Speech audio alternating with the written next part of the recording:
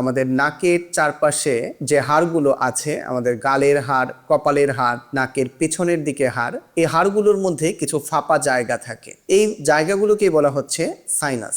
নাকের চারপাশে এরকম 8টি সাইনাস থাকে।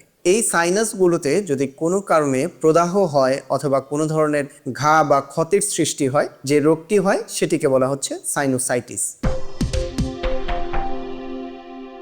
জ্বর আসার আগের যে স্টেজটা, সেই ধরনের সমস্যা হতে পারে। শরীর মেজমেজ করা, মাথা ব্যথা করা, অনেক তীব্র জ্বরও হতে পারে, নাক দিয়ে পানি পড়া, নাক বন্ধ থাকা, কারো কারো ক্ষেত্রে নাক দিয়ে পানির সাথে রক্তও আসতে পারে, ঘুমানোর সময় নাক ডাকা সমস্যা, দম বন্ধ হয়ে যাওয়া সমস্যা।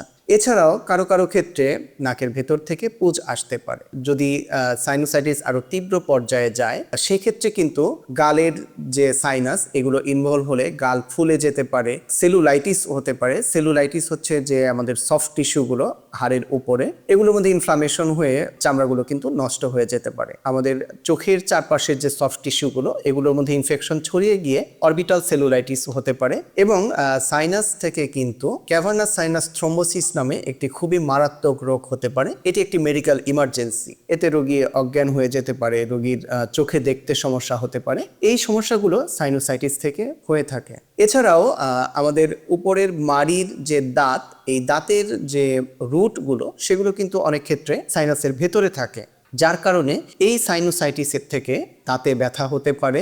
এখান থেকে কানেও ব্যথা হতে পারে, কানে অটাইটিস মিডিয়া হতে পারে, কানের ভেতরে পানি জমতে পারে, অ্যাকিউট অটাইটিস মিডিয়া হতে পারে, কানে কম শোনা, কানে ব্যথা হওয়া, কান ভার হয়ে যাওয়া, এই জাতীয় সমস্যাগুলো কিন্তু সাইনোসাইটিস থেকে হতে পারে।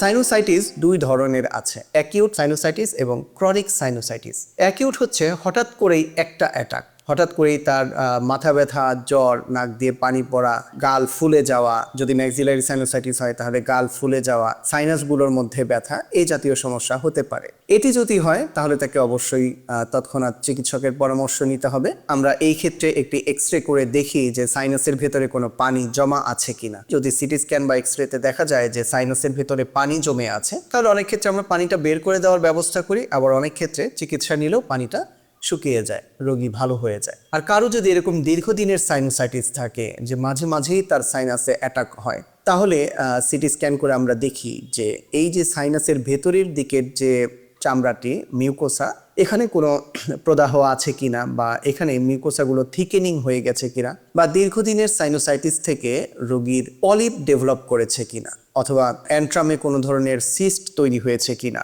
ম্যাক্সিলার ভেতরে কোনো ধরনের সিস্ট তৈরি হয়েছে কিনা, এগুলো আমরা সিটি স্ক্যান করে দেখি। যদি দেখা যায় যে মিউকোসাল থিকেনিং বা তার সিস্ট হয়েছে অথবা পলিপ হয়েছে, তাহলে এটা সার্জিক্যাল ইন্টারভেনশন লাগবে। ব্যথার জন্য আমরা প্যারাসিটামল জাতীয় ঔষধ খেতে পারি, অ্যান্টিহিস্টামিন জাতীয় ঔষধ খেতে পারি, এবং নাকের ড্রপ বা নাকের স্প্রে যেগুলো বাজারে পাওয়া যায়, এগুলো ব্যবহার করা যেতে পারে। গরম পানির ভাপ নেওয়া, এর সাথে মেন্থলও মেশানো যেতে পারে। বাজারে মেন্থল কিনতে পাওয়া যায়, ক্রিস্টাল। এই ক্রিস্টাল গরম পানিতে দিলে একটু ধোঁয়ার মতো তৈরি হয়, নিঃশ্বাসের সাথে নাক দিয়ে নেওয়া যেতে পারে, এতে রোগী কিছুটা আরাম বোধ করে। যদি দেখা যায় যে সাইনাসের ভিতরে ময়লা জমে আছে, পানি জমে আছে, তাহলে আমরা এটাকে এন্ট্রাল ওয়াশ আউট করতে পারি। আমরা এটা করার জন্য রোগীকে সম্পূর্ণ অজ্ঞান করার প্রয়োজন পড়ে না। এছাড়াও অনেক আগে যে অপারেশনটি আমরা করতাম সেটি হচ্ছে কালডোয়েল-লাক অপারেশন। এটি এখন আমরা খুব একটা করি না, কারণ এর পরিবর্তে আধুনিক operation functional endoscopic sinus surgery. Functional endoscopic sinus সার্জারিতে আমরা রোগীর নাকের ভেতর দিয়ে ক্যামেরা প্রবেশ করাই, এবং এই ক্যামেরা দিয়ে আমরা দেখি যে তার প্রত্যেকটা সাইনাসের কি কন্ডিশন, যে 8টি সাইনাস নাকের চারপাশে আছে, এই সাইনাসগুলো কোনটার কি কন্ডিশন। এই সাইনাসগুলো দেখে আমরা যদি সাইনাসের ভেতরে কোনো ধরনের ডিজিজ থাকে, তাহলে সেই ডিজিজটি আমরা রিমুভ করে দেই। এবং এটি কিন্তু খুবই চমৎকার একটি অপারেশন, এবং এই অপারেশনে রোগীর আউটকাম কিন্তু খুবই ভালো এবং রোগীর কমপ্লিকেশন কম। আগে যেরকম আমরা গালের হাড় ছিদ্র করে কালডোয়েল-লাক অপারেশন করতাম, সেটির কিন্তু বেশ কিছু জটিলতা ছিল, কিন্তু ফাংশনাল এন্ডোস্কোপিক সাইনাস সার্জারি একটু কেয়ারফুলি করলে কিন্তু এই জটিলতাগুলো আর হয় না, এবং রোগীর আউটকাম অনেক ভালো হয়। এবং দীর্ঘদিনের যদি সাইনোসাইটিস কারো থাকে, তাহলে কিন্তু অবশ্যই একজন নাক কান গলা বিশেষজ্ঞ চিকিৎসকের পরামর্শ নিতে হবে। দেখতে হবে যে সাইনাসগুলোর মিউকোসার কন্ডিশন কি, এখানে কোনো পলিপ বা কোনো ধরনের সিস্ট তৈরি হয়েছে কিনা, এটি দেখতে হবে। সিটি স্ক্যানে সবগুলো সাইনাস খুব সুন্দরভাবে দেখা যায় এবং কোথাও কোনো ডিজিজ আছে কিনা সেটিও দেখা যায়। সাইনোসাইটিসের সাথে কিন্তু মাইগ্রেন এবং টেনশন হেডেককে একসাথে করে ফেলা যাবে না। মাইগ্রেনের ব্যথায় সাধারণত এই যে আমি সাইনোসাইটিসের যতগুলো লক্ষণ বললাম এই লক্ষণগুলো সাধারণত থাকে না, এবং টেনশন হেডেকেও এই সাইনোসাইটিসের যে সিমটমগুলো বললাম এগুলো সাধারণত থাকে না। এজন্যই সাইনোসাইটিস যদি কারো থাকে এবং এটি সার্জারি লাগবে কিনা এটার জন্য অবশ্যই একজন নাক কান গলা বিশেষজ্ঞ চিকিৎসকের পরামর্শ নেবেন।